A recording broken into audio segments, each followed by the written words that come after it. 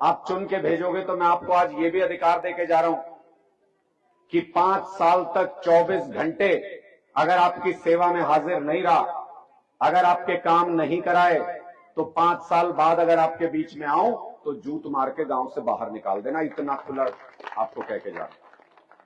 कोई नहीं कहता, कोई नेता नहीं कहता ये बात।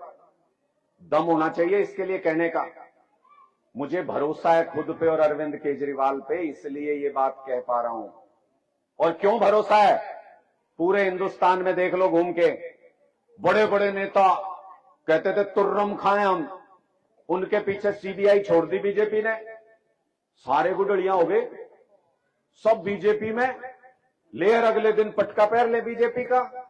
एक अकेला बब्बर शेर अरविंद केजरीवाल, एक अकेला बब्बर शेर, काबू नहीं आया इनके। 150 दिन काट के आया जेल के अंदर। मजाल है बीजेपी गर्दन भी झुका सके अरविंद केजरीवाल की। अपने लोगों की लड़ाई लड़ रहे हैं। लड़ाई क्या है? आप सोच के देखो, लड़ाई क्या है? अरविंद केजरीवाल की कुर्सी को जमीन बट रही है मोदी के लिए। झगड़ा है भाई?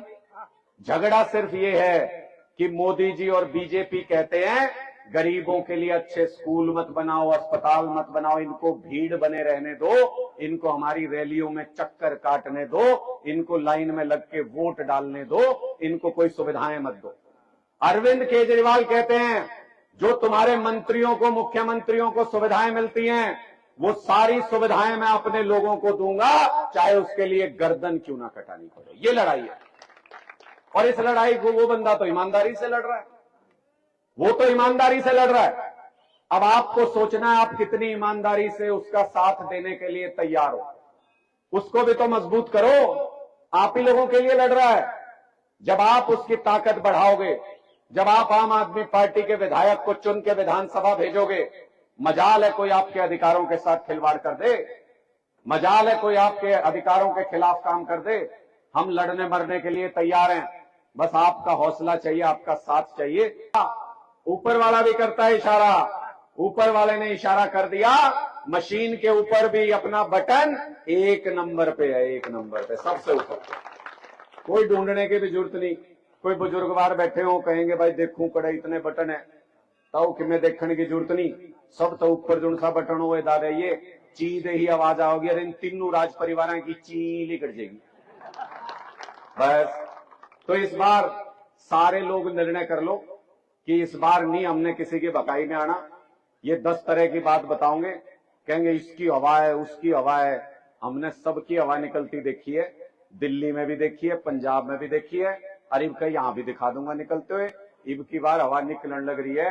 हर गांव के अंदर लोगों के अंदर इतना जबरदस्त उत्साह है। मैं खास तौर पे अपने युवा साथियों का धन्यवाद करता हूं।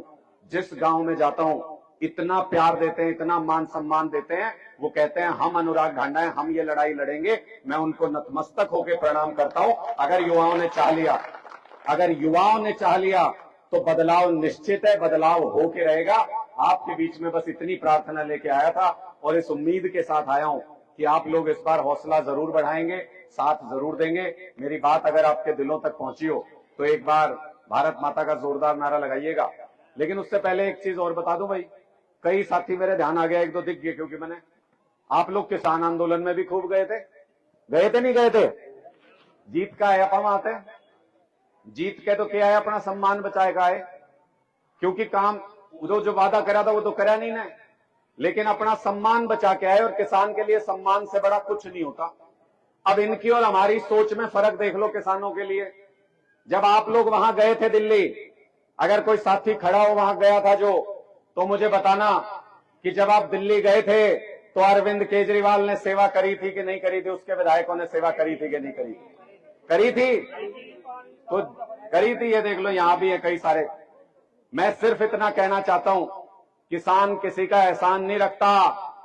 आप लोगों का आह्वान करने आया हूं, अगर मदद की थी तो वो कर्जा जरूर उतार देना इस बार। ये भी कहता हूं आपका वोट मांगने से पहले इस बार एक बार जोरदार भारत माता का नारा लगा दीजिएगा। पीछे तक भी जो साथी खड़े हैं, मैं समझ जाऊंगा कि आप लोग तैयार हो चुके हो। बस 5 तारीख का इंतजार है, काम कर दोगे। एक बार बंद मुट्ठी करके, हाथ ऊपर करके, भारत माता की, भारत की इनकलाब, आम आदमी पार्टी